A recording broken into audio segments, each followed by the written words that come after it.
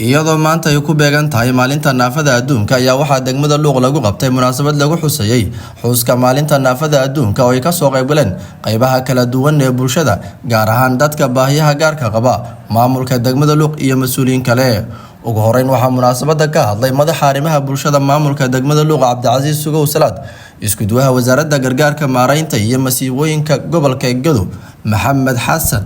madaxa hay'adda Leadership iyo qaar ka mid ah dadka baahiyaha gaarka qaba kuwaas oo si wada jir ah uga hadlay muhiimadda ay u leedahay bulshada maalintan maanta waa maalinka naafada iyo sarqaadista halku dhigay oraada sanad walba meel bay taagan tahay dadku naafada waa dadka bulshada ugu liita bulshada rayidka ah waa dad mar walba u nugul colaadaha iyo dhibaatooyinka qaar ay masiibo rabbi ku timaaday iyo qaar ay u geysatay daruufihii dalka Soomaaliya soo maray inay u naafowaan inay caafimaad wax ku leeyihiin waxbarashada wax ku leeyihiin wax walba oo service oo ummadan ay helayso lixaad qofka qaba qofka naafada inuu heli karo haddii hogaamiye inuu hogaamiye dhinac ka noqon kara madaxweyne noqon karaan prime minister noqon kartaa faayo dadku naafadu waa dadka u nugul wax walba oo dhib oo dhacay inaan mahadceliyo hay'adda Leadership oo soo qabanqaabisay xalfadda quruxda badan oo ah maalinta xuska naafada adduunka runtii marka laga hadlayo maalintan ama dadka baahiyaha gaarka qaba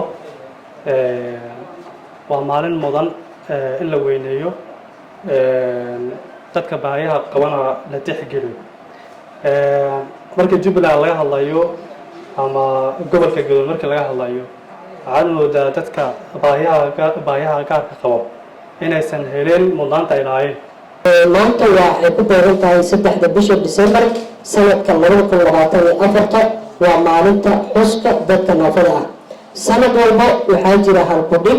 ama waxa loo yaqaan diin oo ma aragtay lagu maamuuso maalinta xuska dadka naafada caalamka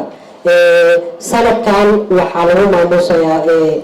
in micnaha dadka naafada ah laga qayb geliyo hoggaanka maanta waa maalinta naafada adduunka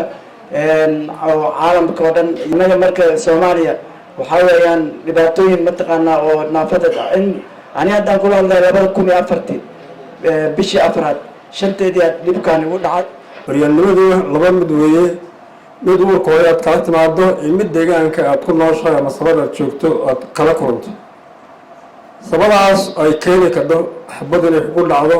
inaad waxyaabo oo shaqada ku gasho waxyaabo badan sheegay maalinta naafada adduunka koob nooma ahan laakiin anaga koob inoo too degmadana wali lagama xusin laakiin dad waxaa jira xamaaranayo oo maxaa la yidhahdaa dabada ku shaqeeyo maamulka degmada qayr Allah siiyo waana siyaa waxaan ugu tagnay annaga horta curyaan ilaahay waa curyaan ka dhigay qof binaadam curyaan ka dhigay ma laha qof xabad ku dhacay waa curyaan qof xaqiisa ilaahay rabbigiisa xaqiisa maxaan ku dhahay curyaanka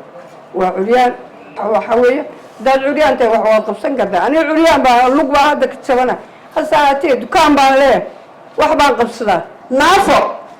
ilaahay bay leedahay wax ay u baahneen oo ilaahay abuurtana malaha waxbarashaday u baahan tahay mas'uulkay u baahan tahay shaqaday u baahan tahay Axmed Kaafi Adam Bashar Kaafi UK warbaahinta qaranka degmada Luuq